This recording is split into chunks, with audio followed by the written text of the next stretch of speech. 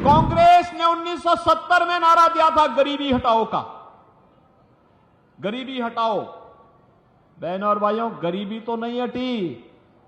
हां, एक परिवार को देश के संसाधनों को लूटने की पूरी छूट मिल गई थी।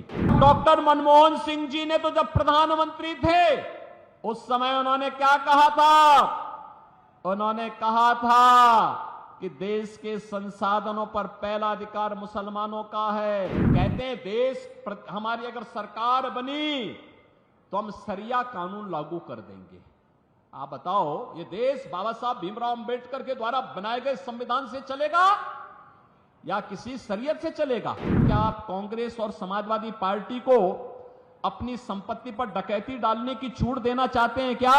देखो ना इन बेशरमों की हालत। माफिया और अपराधियों को अपने गले का हार बना करके कैसे उनके नाम पर फतिया पड़ रहे हैं, आपने देखा होगा इनके हाल को। कांग्रेस ने 1970 में नारा दिया था गरीबी हटाओ का। गरीबी हटाओ। बहनों और भाइयों, गरीबी तो नहीं हटी। हां, एक परिवार को देश के संसाधनों को लूटने की पूरी छूट मिल गई थी। पूरी छूट मिल गई थी। चाहे वह परिवार दिल्ली में रहा हो, चाहे वह परिवार सफाई का रहा हो, ये लूटते थे, अराजकता फैलाते थे।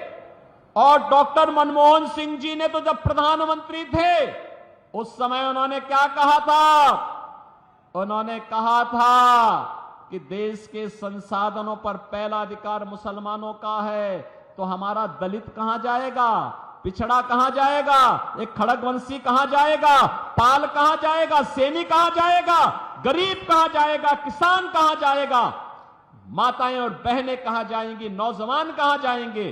देश के अंदर कांग्रेस जाति के नाम पर, क्षेत्र के नाम पर, भाषा के नाम पर बांटती रही।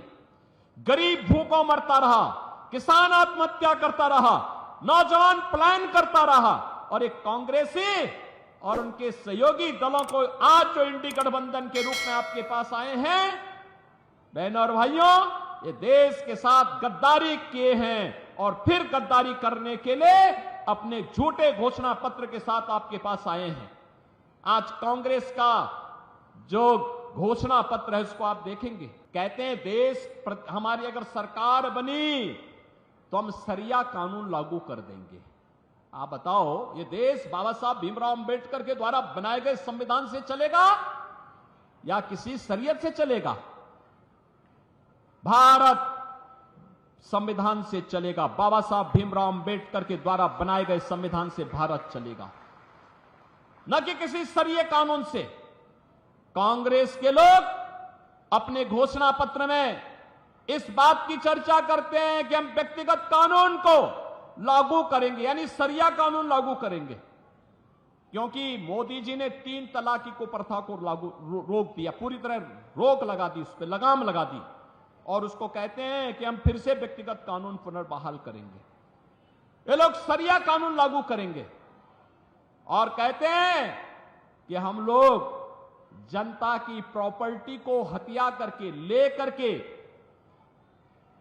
उसके माध्यम से फिर उसका बंदर बांट करेंगे। बहनों और भाइयों, क्या आप कांग्रेस और समाजवादी पार्टी को अपनी संपत्ति पर डकैती डालने की छूट देना चाहते हैं क्या? अरे आपके बाप दादों ने कमा करके संपत्ति रखी है।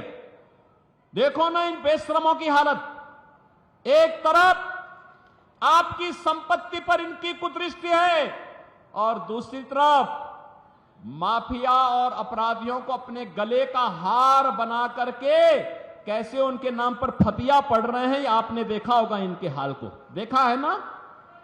देखा है ना?